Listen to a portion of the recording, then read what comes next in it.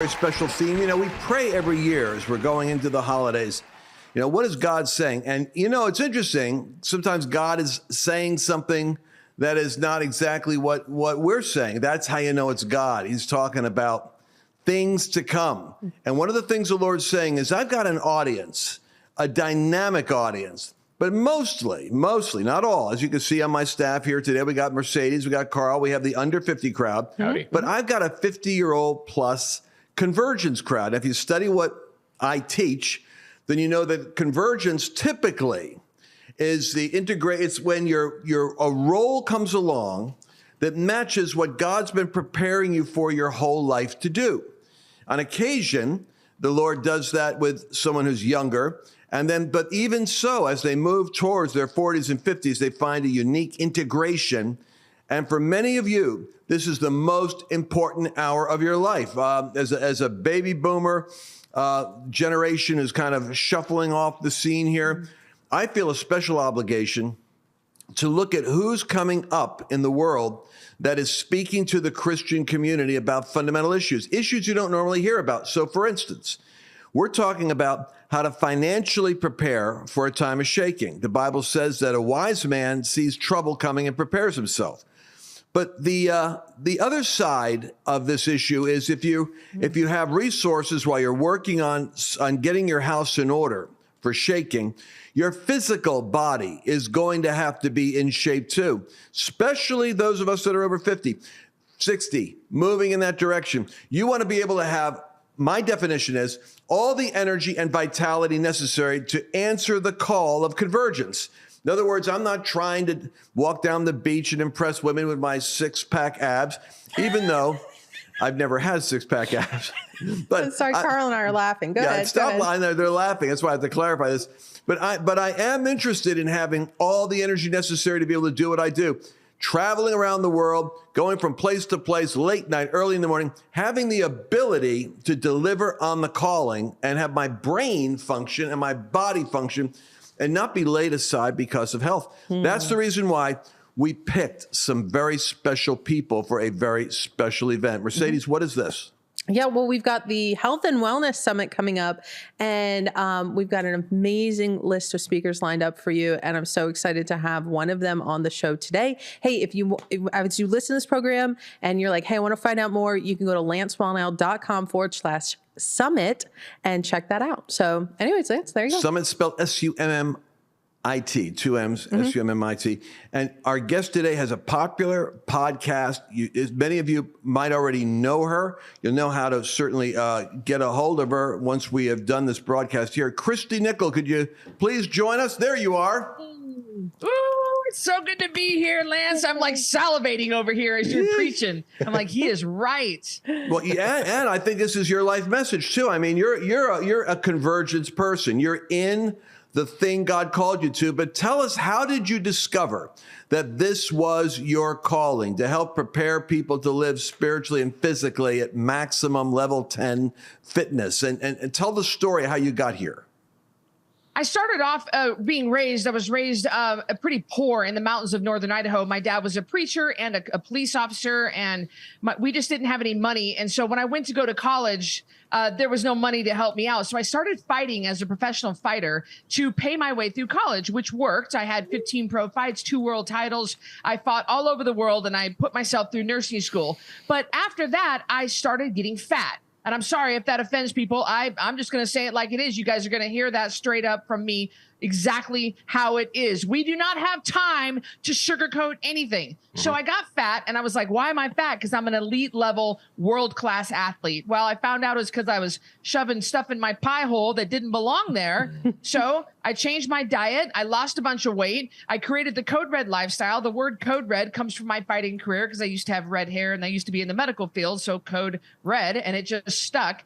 And now I teach people how to lose weight without shakes, pills, diet foods, or exercise. It's based around real food, water, and sleep. And I'm very passionate about the church, Lance, because we we're so unhealthy. God's people, we're just so unhealthy, but we accept it in the church and we don't talk about it. We all laugh about it. And I know that when I'm coaching, I always say going out to Golden Corral after church, because I know that's what everybody, because we used to do it too. You know, everybody in my family is obese. We all have battled obesity. So I get where you're coming from, but we have to quit accepting this as it's okay to do for God's people to be so unhealthy. Because you're right, you hit the nail on the head, Lance. You are not able to fulfill what you have been put on this earth to do because of your own choices. Well, you mentioned something here that you're surprising me, because typically the shakes, the pills, the diets, and certain exotic exercise fads is all that I know of. And so you're going to have to, you're talking about something as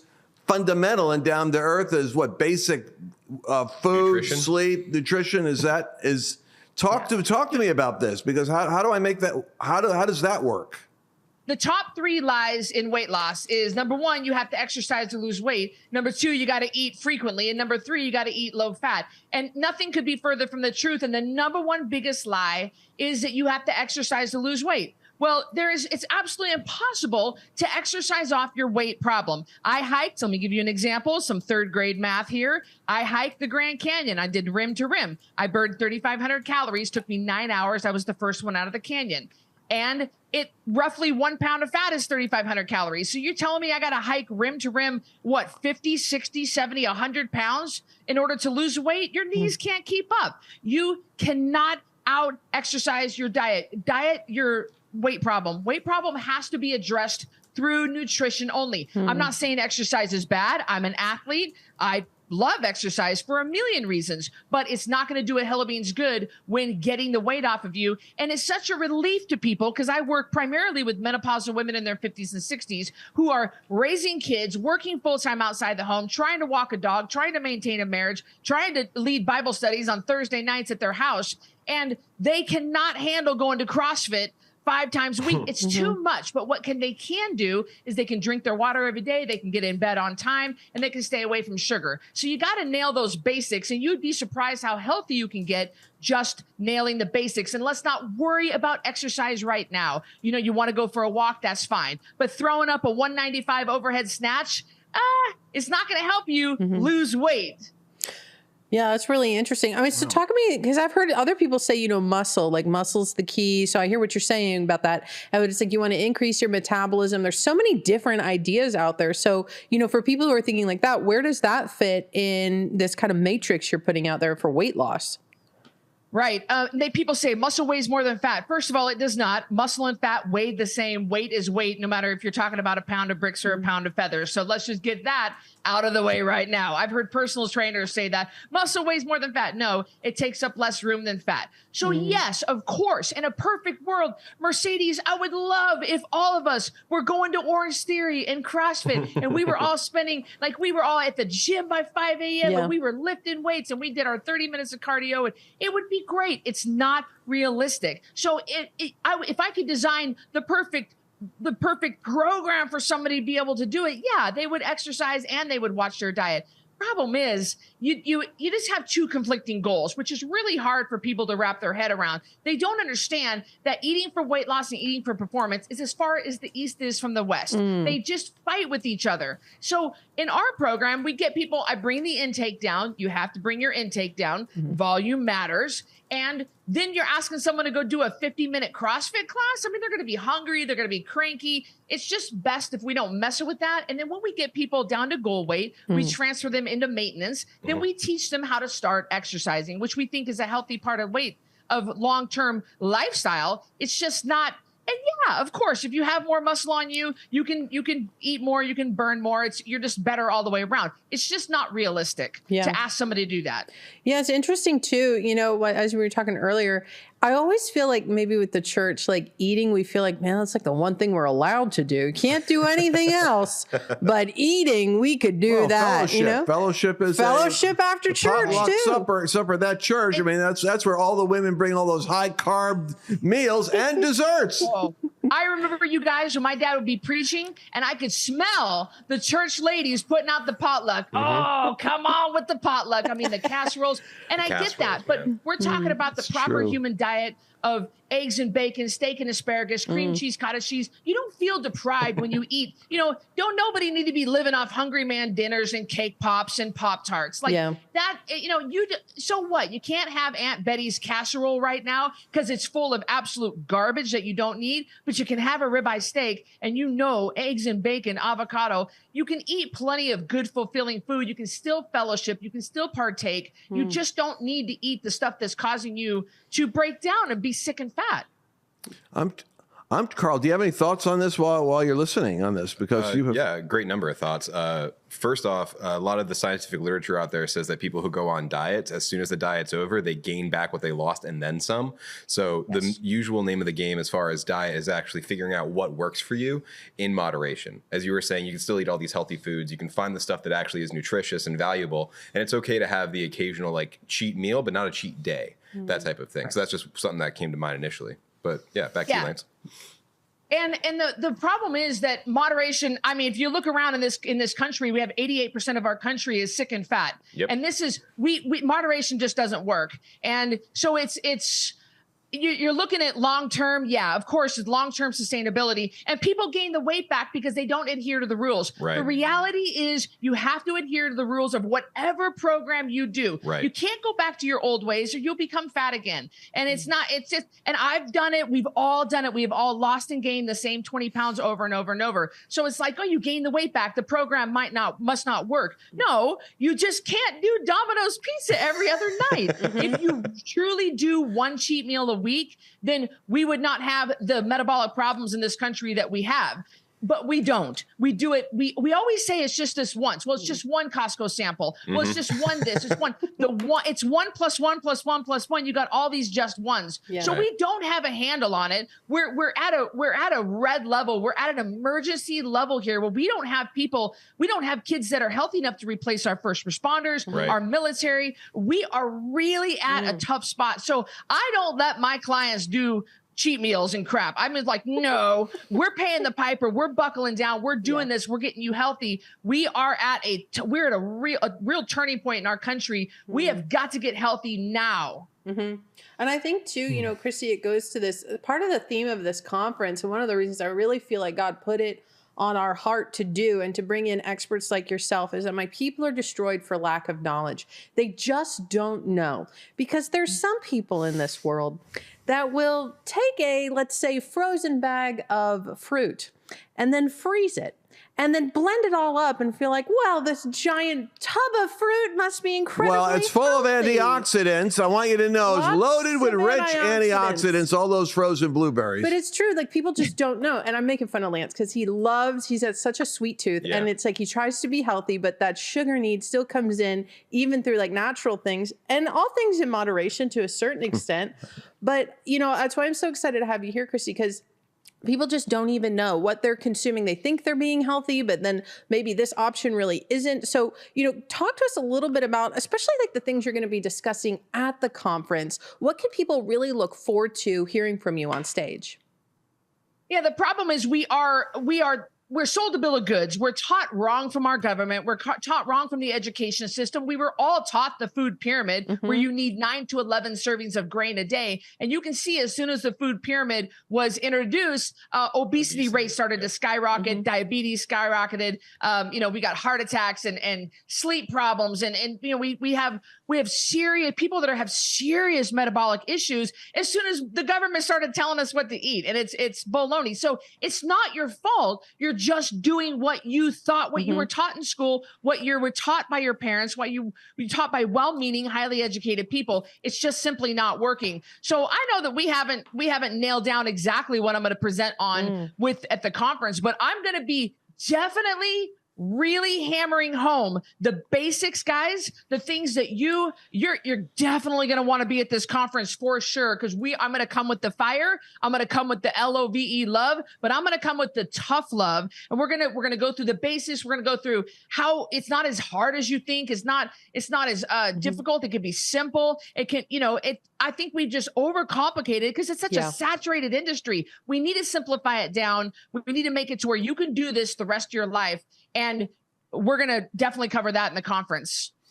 You mentioned something earlier about, you said the word goal weight. How does somebody determine a goal weight? In my book, The Code Red Revolution, I talk about this in one of the chapters. I talk about goal weight. How do you determine your goal weight? Because I can tell you, Lance, that 9 out of 10 people choose a goal weight for themselves that is way too high. They say they choose a goal weight for themselves that they actually think they can achieve. I choose a goal weight where you actually need to be. And if somebody is starting weight of 242 and they're 5'6" and they're like, I just want to be 175, but that's still way overweight. It's better, but it's not. And it's because you just don't believe in yourself and you don't know. So what we talk about is when you're choosing your own goal weight, you think of a time where you really, really felt good and you looked good and you were happy with yourself and you had energy and you didn't have pain in your hands and knees and you were clear headed and you felt really good in your clothes. That's a great way to choose goal weight. Or if you want to skip to the front of the line, you have me write you a fully customized program. I will choose your goal weight and as well as your calories, your macros, your sugar, your water. I choose everything for you and I put you on a very fast track to being able to get 10% of your body weight off every month. So there's a couple ways you can look at it, but if you're doing it on your own, you got to look back on a time where you really felt good. And you're like, what did I weigh then? All right, full disclosure here. I had a great plan going. Here was my plan. My doctor gave me this thing you could shoot into your, like a needle. Ozempic. What's it called? It's the shot. It's Ozempic. Yeah. Well, wait. No, so I was shooting this. I didn't. Actually, Annabelle had to do it because I can't handle needles. Shooting up in the bathroom. My wife was laughing because I hate the needle. Yeah. And then but then everyone complained that I was grumpy. And I said, I'm not grumpy. I'm losing weight. I feel good because I'm losing weight. But I was losing weight probably because I was messing with something and it wasn't lifestyle. It was an injection. And everybody was telling, my doctor even said, this is great. This is going to help you. And I lost weight. But everybody said I was hard to live with. I mean, it was Annabelle and Mercedes is everybody right there. So it's working. And Chelsea. And other Chelsea. People that work here. But so what's the story? I mean, I don't want to knock a whole industry, but that's Ozempic. Because a lot of people probably are listening to me saying, I do that and it works. But it maybe isn't like a healthy lifestyle choice. It may be a chemical manipulation of something. Right. Exactly. You're hitting the nail on the head with Ozempic. I just did a podcast on this called Code Red versus Ozempic or semaglutide. You are manipulating the system. You're making yourself sick to where you don't want to eat as much, to where the absorption is slowed down, but you also have a huge risk for gastroparesis and different other problems. And you're going to lose weight. You're going to lose weight on the lemon and cayenne pepper diet. You're going to lose weight on the cabbage shoot diet. We don't have a weight loss problem in this country. We have a weight regain problem. So you've got to keep it off. And the reason you were grumpy was because this is just not the way that humans were designed to eat. Humans, and the way that Code Red works and the way that we believe in a high fat diet, because when a predator kills a prey in the wild, the first thing they do is eat the fat. They eat the fat around the kidneys. They eat the fat around the eyeballs. Sorry if that makes you squeamish. And so the fat is good. So when you get enough fat in your diet, you don't want to kill your family during the whole process. And that's how this works. You want to feel good during weight loss. And like eggs and bacon and avocado, you're talking the best thing you could possibly eat that's going to give you energy all day long. That's the kind of stuff I'm talking about. And you're going to, unfortunately people, they're all doing that because they're desperate. They feel hopeless. They're wanting to try the next thing that's quick. And you just end up with a whole host of problems. So I would definitely try a high fat diet if I were you, something that uses real food, not the shakes, the pills, the shots, the prepackaged crap. Yeah. So you literally put together a structured plan for people that are serious about this. And my thing is there a way to do this where people aren't hungry? I mean, that's the main problem. That's why I like that shot, because I wasn't hungry. I was grumpy. I was miserable, but I wasn't hungry. Right. Then not having hunger, that's the name of the game. We can't let people just go around hangry and grumpy and stuff. They're just going to give in. You got to get people feeling good. So that's where the high fat comes in. That's where we don't cut the gristle off the steak. That's where we make sure we have the yolk and the egg. And that is the good fat, the avocado, the bacon, the good stuff, the coconut oil, the butter, get a little bit of broccoli, put a little bit of butter and salt on it. I mean, you can't be happy with that. You can't be happy. So that's the name of the game. You got to give people something long-term sustainable that they can keep doing. And you can eat that at a C-store or at Bob Evans, or you go to Golden Corral. You can find something that works. That's the thing. You can't give people all these restrictions and then they can't find what to eat when they go out after church. Yeah. And a lot of it's the sugar, it's the sugar almost drives behavior, because like anytime I've done, and I think of Dave Nolan, Dave lost a ton of weight doing high protein, fat diet, well, not diet, lifestyle. And so I mean, he lost so much weight. He was at the Dream Trip too. But I was just thinking, it's like, it's always the first like 4 to 5 days, your body almost detoxes of sugar, and it drives behavior at times. You're like, you know what I want right now? Ice cream. Like at night, it's the weirdest thing that'll happen. Like Larry will come downstairs. He's like, I want ice cream. Do you want ice cream? And you're like, where is this coming from? And so, but it's that sugar, and you'll feel miserable for the first like 4 or 5 days. And then you notice you're like, I don't really want that anymore. But you're like, I'd like that steak. So anyways, what are your thoughts on that? That's why we don't keep sugar in our house. A recovering sugar addict does not keep sugar in our house, and a recovering drug addict doesn't keep drugs in their house. So we treat our sugar addiction the same way. I had a bad sugar addiction where I'd eat an entire pound of peanut M&Ms every night before bed. And when you said it's sort of like, it does this to your brain? No. It 100% hijacks your brain. 100%. Your brain lights up in the same area when a sugar addict sees sugar than when a cocaine addict sees cocaine. Wow. You're not going crazy. It's really hijacking you. So 4 to 7 days of detox. And it seems like day 8, the average person wakes up and just feeling phenomenal. And if you can stay away from those Hershey's Kisses off your coworker's desk and you don't put it back in you, then your taste buds in about 2 weeks are going to regenerate. And now you're actually going to have a different taste for sugar. So you're 100% right. Sugar, a dose-dependent hepatotoxin, is really running rampant and killing us. It ages the organs. It feeds into cancer. It's not good. Yeah. Quick question. Are you familiar with Sweet Kick by any chance? No. No worries. It's a program. I can't remember the name of the guy who made it, but basically it helps with sugar cravings. It changes your biome, so you are less likely and less inclined to go after it. And then they also have these mints that augment your taste buds, so the sweet doesn't taste as sweet. It actually doesn't taste sweet at all. So you basically, like, you eat a cookie and it just tastes like the nothingness of it. So there's no sweet actually there. And it's my problem with that kind of stuff is, like, then what happens when you go off of it? You got to get to the root problem, the root cause. Right. Now, the deck is stacked against us. You can't go to Home Depot to buy a doorknob without Baby Ruth staring at you in the face when you're trying to check out. So the deck is stacked against us. But the real issue, we've got to get to the root of the issue. We don't need it. We don't eat it. And we've got to teach ourselves that I choose foods that heal. And so I think those are good aids. But then when you stop taking the product, you go right back to where you were before. You got to treat the underlying issue as well, or you're always going to battle with this the rest of your life. I just want to say something too. I think couples need to come to this summit we're doing. Yeah. Because it's no good. It's not easy for the wife to take this seriously, and the husband isn't, because then you're cooking for 2 people instead of 1. Well, you're cooking for one person. You got to cook for the other person, right? Yeah, but what I'm saying is, if you both have the same philosophy and you go, oh, I get it, then you're supporting each other in what you're doing. Totally.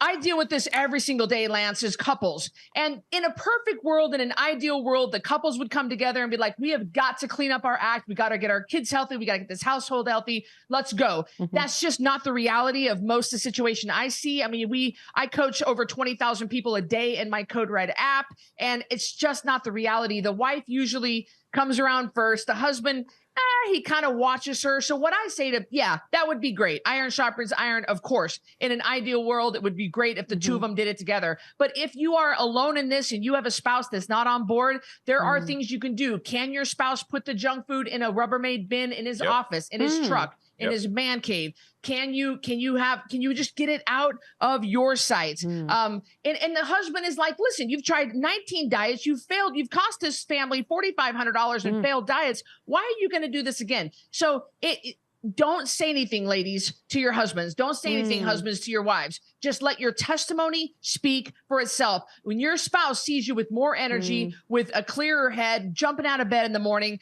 feeling good, it's not even the weight loss that your spouse will notice. It's the increased confidence and energy that's going to give you away. And then that person's going to come to you and say, all right, maybe I want to try it. And you talked about cooking two different foods.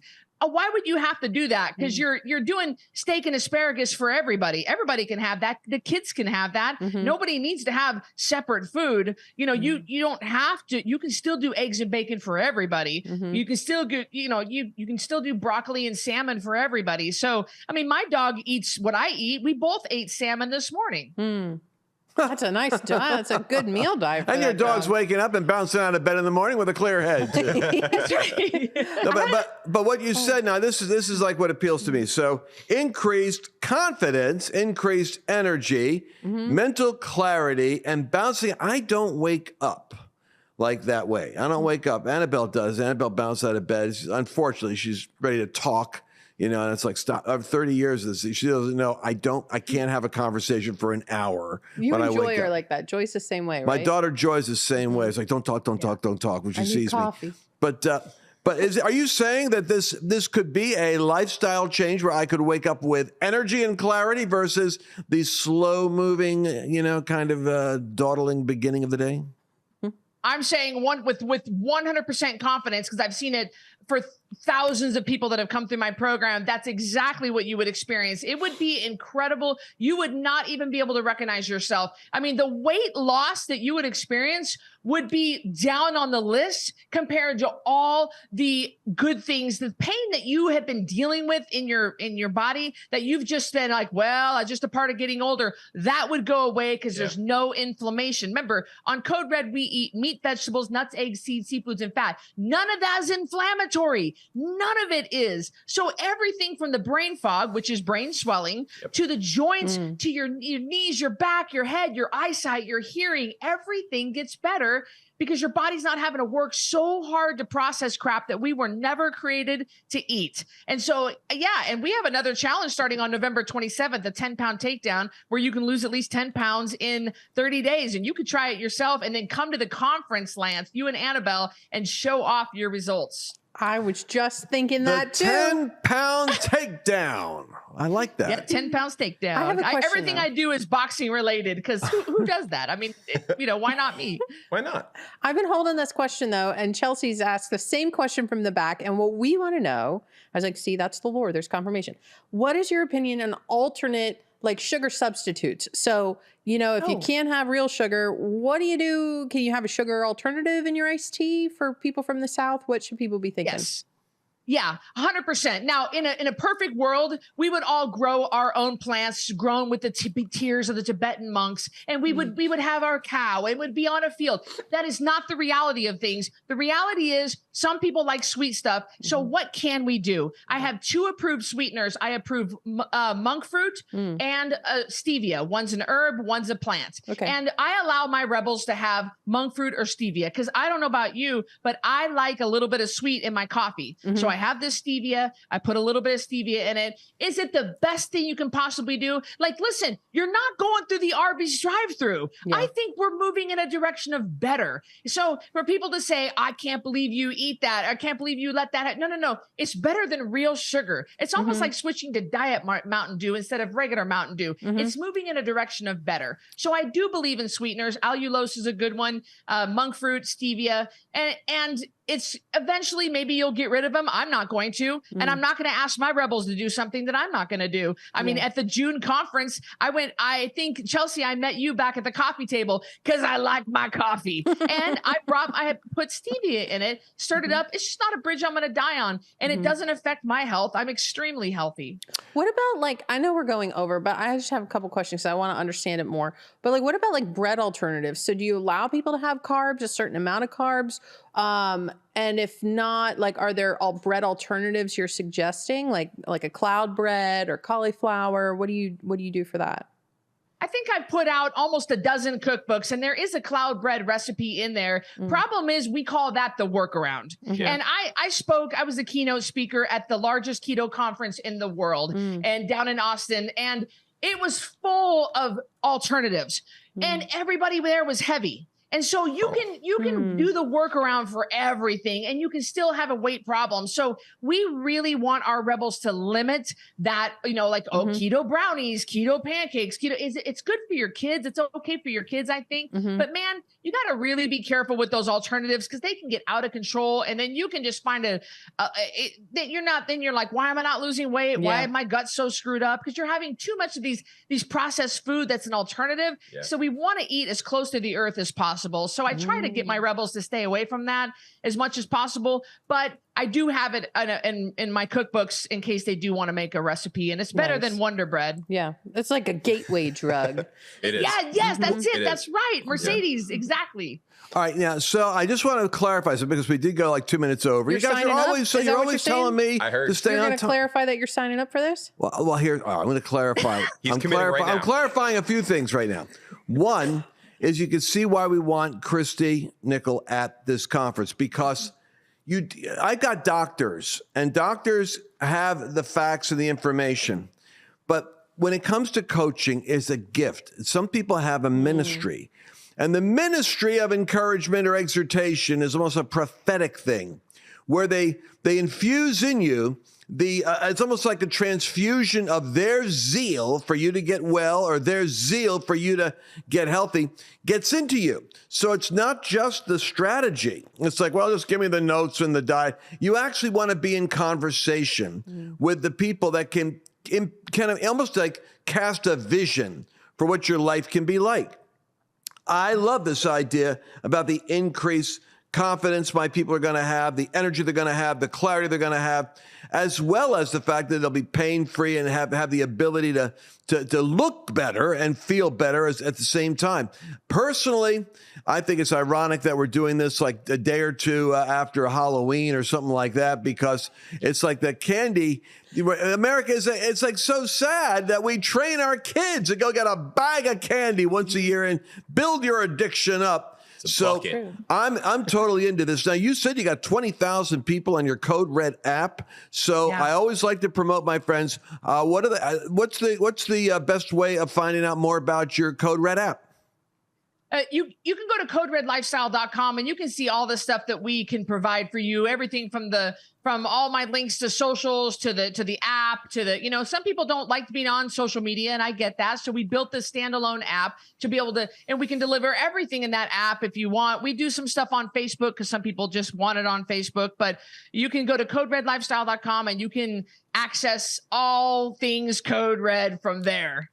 Perfect. And I want them to access the energy and the anointing and the gifting of being with you personally. Go to lancewallnau.com/summit. We will be in sunny Florida. Is that correct? Yes, in Miami, Florida at the Trump Doral. Oh, the Trump Doral, one of my favorite places. Down there with Miguel. He moved from the Trump, Washington, D.C. after they sold that, and he's down in the Doral now.